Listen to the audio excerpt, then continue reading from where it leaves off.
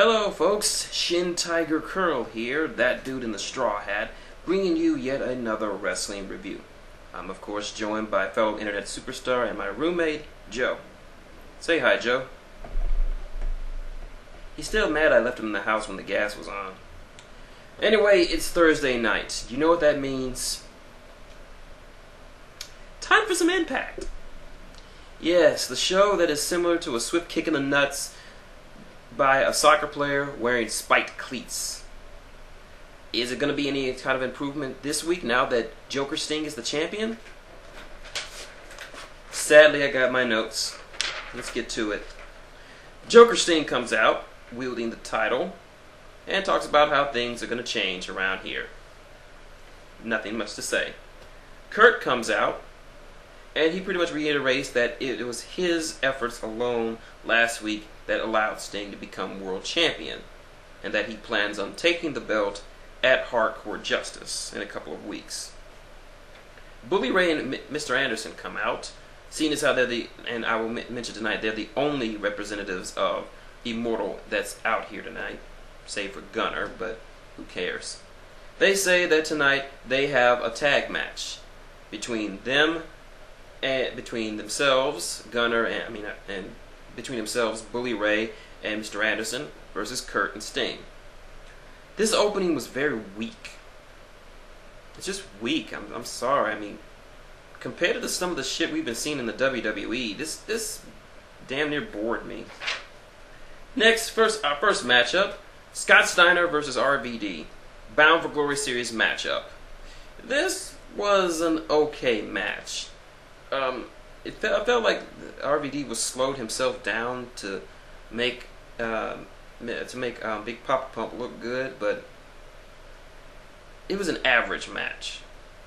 That's all I'll say. RVD wins and scores himself another 7 points for the Bound for Glory series. Mickie James comes out next and calls out Velvet Sky. She pretty much says that she's proud of of Velvet for all the shit that she's taken, and she's still coming through. And tonight Velvet Sky is having her first Knockouts title match against Mickie. Then Winter and Angelina Love come out to kind of ruin the party. Your basic Knockouts promo contest. Next up was an impromptu cat fight backstage between Rosita Sarita against Miss Tessmacher and Tara. Coincidentally, next would be Miss Tessmacher and Tara versus Rosita and Sarita for the Knockouts tag titles. Honestly, why are these titles still being displayed? I mean, they don't have that many Knockouts to have Knockouts tag champions. The division isn't that big. They barely have enough for a singles title, let alone a tag title. Word of knowing, Sarita suffered a face injury or something, I don't know, and now she's wearing a mask. Dr. Doom, Cody Rhodes, is not pleased with this. Anyway, despite some outside interference from Madison Rayne, Tara and Miss Tessmacher take it. This was a terrible match. It was jointy, it was misconstrued, it was sloppy. Some of the moves didn't look very good. I didn't know who was the legal person because there's so many. They were running in and out so much. It just looked terrible. I mean, the Divas look better than this, and that's saying something. Ugh. Hold on. I'm washing my mouth out with orange soda, and I hate orange soda. Next up, we have another Bound for Glory series matchup, a fatal 4-way ladder match between AJ Styles, Samoa Joe, and I put it in quotation marks because that's not the real Joe, Matt Morgan, and Gunner. The winner of this ladder match gets 10 points. This was an okay ladder match, but after coming off two very, very good Money in the Bank ladder matches, this one just felt bleh. Anyway, Matt Morgan takes the 10 points, so he's second in the standings. Joe continues to suck. That's right, Samoa Joe. What happened to you?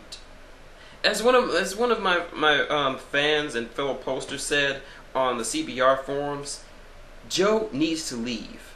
He needs to go back to ROH, get his rep and cred back up, because right now he's in a level of jobbing I haven't seen since Chavo was jobbing to Hornswoggle for a year.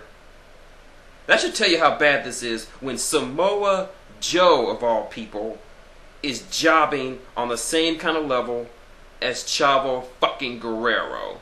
And it's made even worse because Chavo didn't have that far to fall. Joe did. Joe went from world champion to jobbing to fucking Crimson. Next up, we get some more crazy Eric Young bullshit as he attempts to challenge CeeLo Green to a match at a convenience store. Only problem is, it's not CeeLo Green, it's D'Lo fucking Brown. D'Lo is... I have mad respect for D'Lo Brown. He was a very underrated talent, and he should have gone a little bit farther than he did in professional wrestling. And D'Lo pretty much said in no uncertain terms, Eric, I know this is your gimmick, I know you're crazy, but don't do this with me. I'm not the one. He tells Eric in no uncertain terms that he's not going to be doing this whole pin famous people misunderstanding concussion bullshit that he's been doing. So he walks away, but Eric Young pins him in a roll-up. He counts 1, 2, 3. D'Lo runs after his ass, pissed off, and Eric... I've said this before, Eric Young is a great in-ring talent. It's just that he needs to drop this whole fucking angle. Hell, Santino's better than him. I don't have that much high of opinion of Santino. Santino's a great competitor. And he's found a way to mix his comedy with his in-ring style, which is great. He's a very underrated talent. He's just, the problem with both of these guys is that their comedy has progressed to a point where no one can take them seriously anymore, and that is a shame.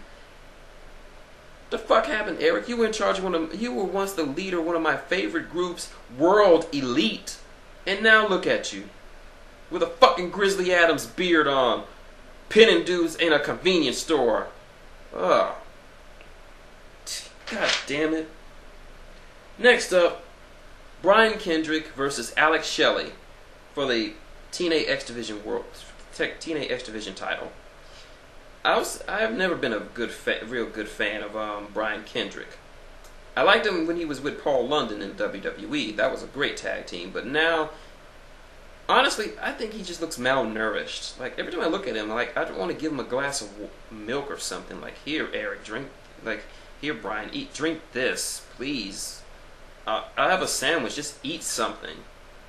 But anyway, Shelley carried most of that match, and at the end came when A-Double, Austin Aries, the greatest man ever, hit Shelley in the head with a belt, and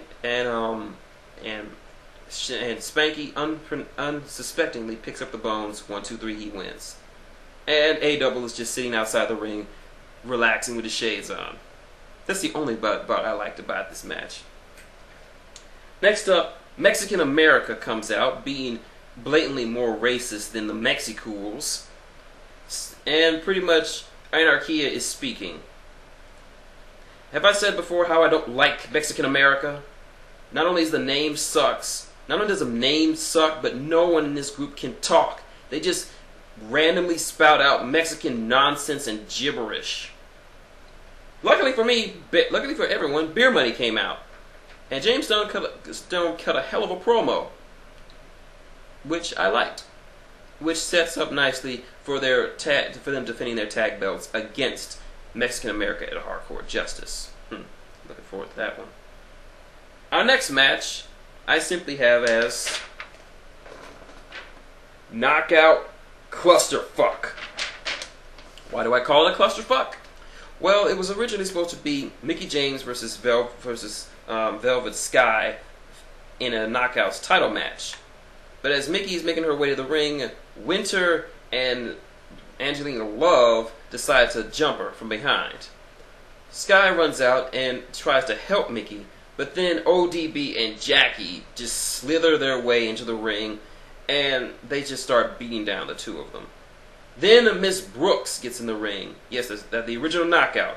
Tracy Brooks Kazarian. That's right, Kazarian's wife comes out, and it just ended up into a big confusing clusterfuck, beat down, whatever, with Jackie and ODB kicking security guards in the nuts, and it ended up with them getting arrested. And this makes me long for the Divas. Then that's a bad thing. Main event: Anderson and Bully Ray versus Sting and Kurt Angle. Not much to say here. It's just a tag match. Nothing special. Nothing really that strikes out. Sting and Kurt win, and they have a little face down in the middle of the ring. That's it. And that's Impact. My thoughts? Par for the course for Impact. It sucked. The matches were subpar, if not sucked outright. There were too many promos and too many sucky ones at that. And Samoa Joe continues to suck. Now, I should make this a little comparison. TNA always is all about wrestling matters, and I'm here because wrestling matters. That's what they all say. It's funny how they say wrestling matters when the WWE, who don't use wrestling anymore, had more matches in their 2 hours than Impact had on this one, and their matches were better because they had a tournament. I have to say, even the Divas were slightly better than the Knockouts were tonight, and that's saying something. The only good things about it was a double, and of course Eric Bischoff and Hulk Hogan not being there tonight. So there's that. But we did get to see them promote their new DVD, Immortal Forever, a current testament to how much Eric Bischoff and Hulk Hogan loved to pump their dicks in front of the fans. Yeah. Anyway, that's Impact. Tune in tomorrow night as I will review SmackDown. Christian is the new champion. How's Randy Orton going to take this? We'll have to find out and see. Until then, it's shintigercurl, that dude in the straw hat, and Joe saying goodnight and wrestle on.